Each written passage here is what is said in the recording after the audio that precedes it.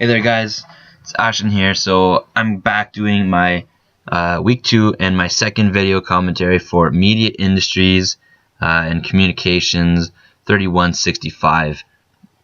This week I wasn't too sure what to talk about, but I did stumble across an article, I think it was on Monday, from Forbes, and it's about, ties in both the music industry and the television industry. Pretty much this article is saying how Lady Gaga will actually not get paid anything to play the Super Bowl halftime show, not this Sunday, but the Sunday afterwards, when the New England Patriots take on the Atlanta Falcons. At first, when I saw that, I was absolutely shocked, because you think of the Super Bowl and everyone knows it's the biggest event, the biggest television event of the year. Everyone's watching, 100+ million viewers, 200+ million viewers. It depends on the statistics and everything like that, but usually 100 million at a time is what I mean. But she's actually not getting paid at all. I thought that was absolutely crazy at first. You'd think that a media event like that, they'd be throwing so much money at these artists to try to get them to play, but the fact is there's going to be so much exposure just from playing the show itself that the artists are going to make money no matter what.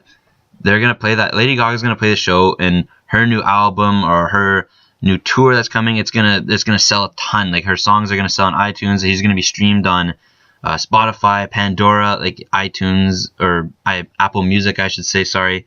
But any of that, she's going to gain so much popularity just from people who haven't seen her before, or people who haven't seen her in a while and didn't know there was new music, anything like that. I actually read there's a demographic audience of the Super Bowl is the 19 to 49 is the age, and that's ideal for Lady Gaga.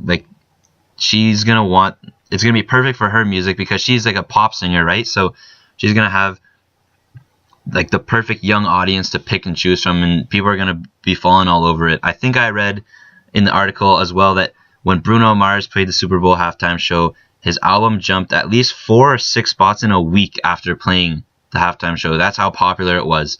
That's how much he sold afterwards, even though he wasn't making any money off the show itself. He doesn't have to pay any, or Lady Gaga, I should say, because we're talking about this one. Her show is all paid for. She doesn't have to pay for the stage or the lights or anything like that.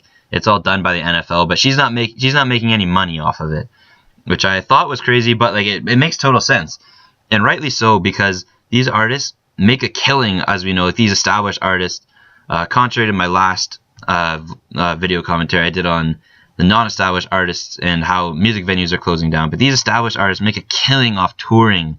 It's not really the albums and the iTunes and Spotify that's making them the money. It's tours that makes them the most money, and they can go do that whenever they want, really, because they're established already, so people are going to go see them no matter what. But I think it's totally fair that that's done. It's good for the industry, I think, because I don't know, we don't need, Lady Gaga realistically does not need another 5, 10, however many millions that they would initially pay to kind of have her play.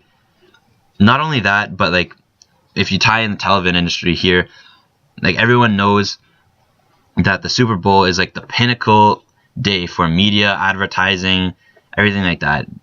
It said in the article, most companies pay a minimum of $5 million upwards for 30 seconds of advertising space.